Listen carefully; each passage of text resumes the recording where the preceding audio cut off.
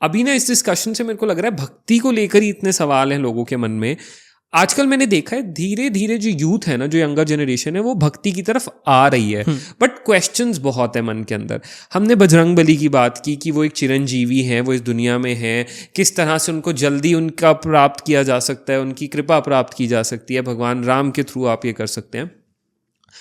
अभी कुछ वक्त में मैंने क्या देखा है कि हमारे देश में यकीनन लाखों ऐसे संत रहे हैं जिन्होंने बहुत भक्ति करी है और लोगों को बहुत जोड़ा है भगवान से, पर एक ऐसे संत हैं जिनकी अभी हमने बाय चांस बात भी कर ली ड्यूरिंग आवर डिस्कशन, जिनका एक अलग ही ऑरा रहा है। प्रेमानंद जी महाराज की मैं बात कर रहा हूँ, हर कोई यहाँ पे ऑलरेडी समझ चुका होगा।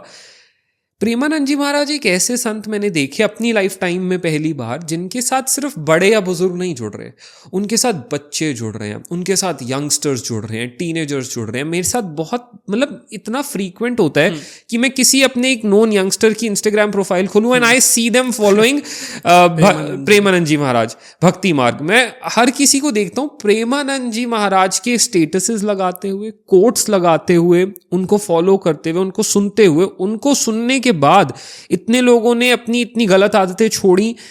Who is he?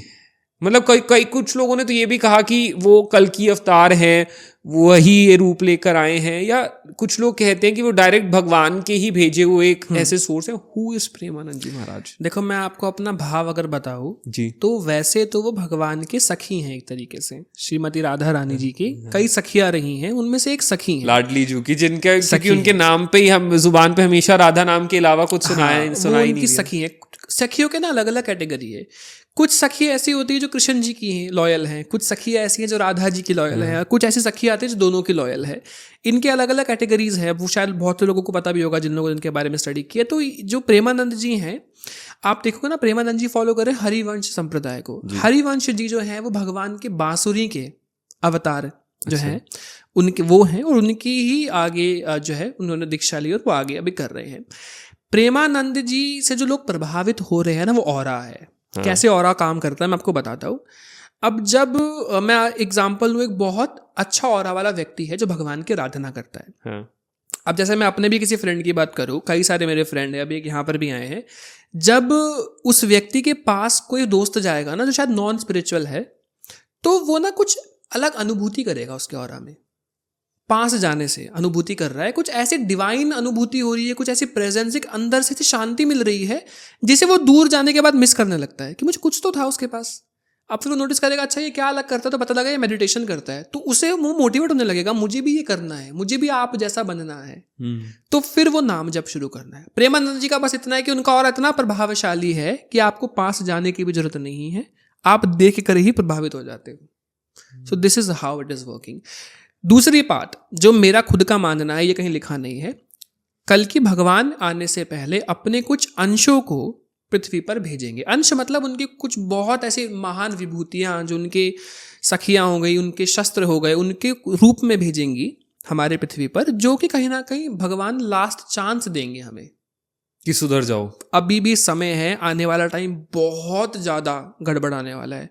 मतलब आप सोचो, सांस लेने को हवा नहीं बचेगी, पीने को पानी नहीं बचेगा, इंसान इंसान को खाएगा, ऐसा समय आने वाला है। तब भगवान आएंगे।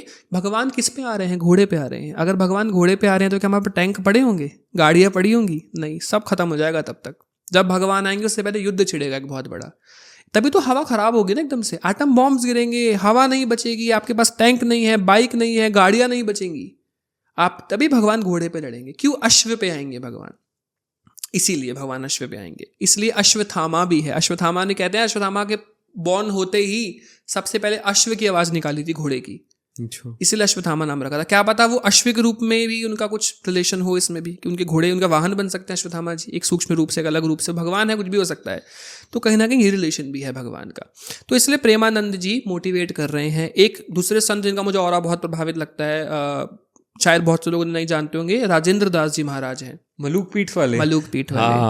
वो मुझे बहुत पसंद है। अभी रिसेंटली मैं उनको देख कर भी आया हूँ बहुत पास से। उनका ऑरा भी बहुत आनंद। और अभी कुछ टाइम पहले ही शायद वो प्रेमानंद जी महाराज से भी मिल के आए थे। उनकी काफी वीडियोस आई हैं आपस में साथ में बैठ के। And definitely I guess this is the game of aura.